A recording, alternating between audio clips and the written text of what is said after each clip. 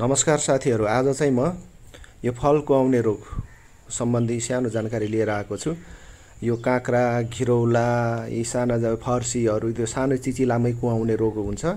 त्यो मेन चाहिँ के हुन्छ भन्दाखेरि अङ्ग्रेजीमा फ्रुट फ्लाइ भन्छ, नेपालीमा औसा रोग, हाम्रो चाम्लिङ राई भाषामा चाहिँ यसलाई लेबलामा भनिन्छ। अब यसले चाहिँ के गर्छ भन्दाखेरि त्यो पोथीले चाहिँ त्यो सानो बढ्दै गरेको चिचिलामा चाहिँ भित्र फुल पारिदिन्छ अनि भित्र चाहिँ अनि त्यो बढ्छ, त्यो बच्चाहरू उत्पादन हुन्छ, त्यसको जीवनचक्र पुरा गर्छ अनि त्यो कारणले गर्दाखेरि फल कुहिएर जान्छ।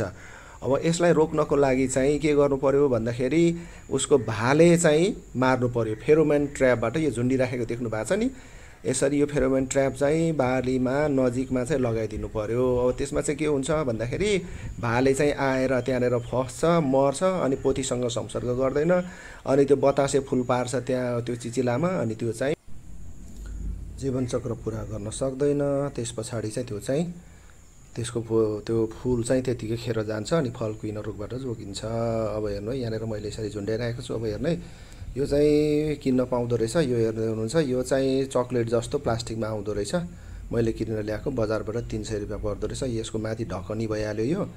अनि हेर्नु है, मैले यहाँनिर अघि नै राखेको थिएँ, फेरि खोलेर मर्छ मर्दैन भनेर यसरी प्रयोग गरेको। हेर्नु है, यो भालेहरू सबै मरिरहेछ। यसरी चाहिँ फेरोमोन ट्र्याप चाहिँ बनाउनु पर्यो अनि यो ठ्याक्कै यहाँ लगाइदिने अनि त्यस पछाडि यसले कभर गरिदिने अनि नजिकमा कतै अब त्यो तपाईँको तरकारी बारी करेसाहरू हुन्छ नि त्यहाँनिर लगेर लगाइदिनुहोस्, के अरे त्यो झुन्ड्याइदिनुहोस्, सबै भाले चाहिँ मर्छ है।